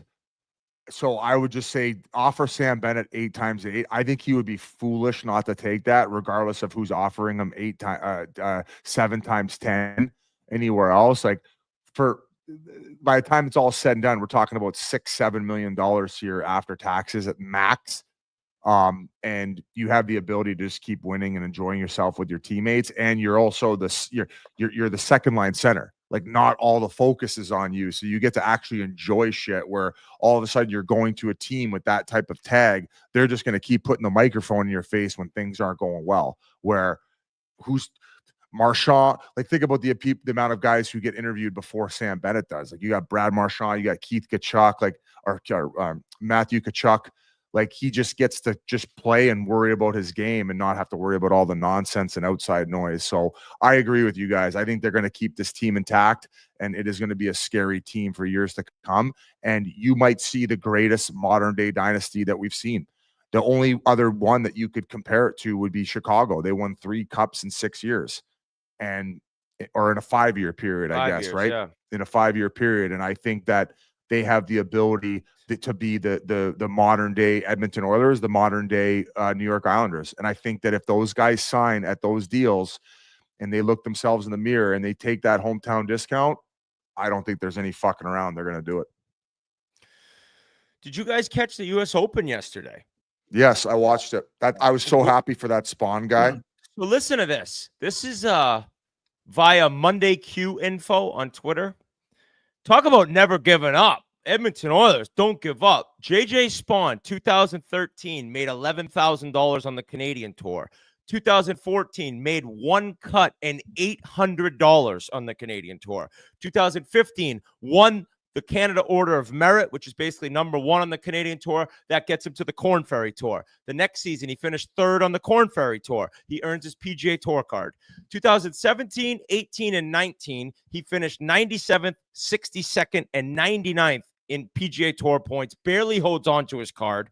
2020, 185th in points on the PGA Tour, lost his PGA Tour card, went to the Corn Ferry Tour Finals, and finished 2nd to get his tour card back. 2021, 174th on the PGA Tour in points, kept his card only because of COVID and the crazy rules that went along with that. 2023, 34th in points on the PGA Tour, starts getting things going, has his first PGA Tour win. 2023, 62nd in points, does nothing. 2024, 98th on the PGA Tour in points, and he just won the U.S. Open. It was his 2nd ever U.S. Open start. The man was 5 over through 6 holes in the final round, and god damn it, did he never give up and deserve that win. Dude, I've never seen, right there, I've never seen, that's actually somebody who stole the tweet from Monday Q. So you're giving the Caddy Network the wrong credit. They stole it from Monday Q. I loved watching the golf like that. I think many people thought, I was arguing with my dad on Father's Day, no less, but we had a great day. Awesome to be with your dad on Father's Day, be with your kids. It was a great day. But he's like, I don't know. They go in the rough and everyone has to hack it out. I'm like, yeah, but like you got to hit fairways. Now we'll go back also to a moment in the tournament that was kind of crazy to me. So casual water on a golf course, crazy rain delay, water everywhere. I always thought the rule was if your ball is in a spot on the course where you're standing and water's coming up from the ground, you get to go no closer to the hole the first point where there isn't casual water, where you're not stepping on the ground and water's coming up to your shoes. Sam Burns was standing in basically an enormous puddle. It was like there was reporters who went out to where he was on this hole after, and they're walking around and water's coming up everywhere. But 2 rules officials would not give him a drop somewhere no closer that's more dry. He ends up pulling it left, kind of loses the tournament there. But shocking to see that. But more JJ Spawn. Did you see the one clip of like what's the guy's name that happened to? Sam Burns. Yeah. Yeah, they're like Sam Burns trying to win the U.S. Open, and this guy is literally like trying to hit out of a huge puddle, and then he like hits it and then falls in the puddle like swimming. I saw that. It fell right in his face. Yeah, it was a pretty funny clip I saw on the Twitter machine, but yeah, holy fuck, eh? I agree, man. I think there should be a few more tournaments a year where these guys are made to felt like normal golfers, where they can struggle a little bit. It shouldn't be 20 over 15 or 20 under 15 under. Like, let's go even par. Like, make it challenging where they have to hit fairways. And some of the greens though are a bit ridiculous. Like, you saw that JJ Spawn, he hit the flag and all of a sudden it was like off the green. He was getting fucked in the ass early in and that he round. never like the body language thing we talk about though. Like he got hosed on that one early, and he just kind of, dude, like, I'm just gonna keep going. I'm gonna keep going. I'm gonna keep grinding. I was so happy for that guy. He lost in a playoff in the Players to Rory, and Rory McIlroy. Oof. Oh, Father's Day. He won the Masters.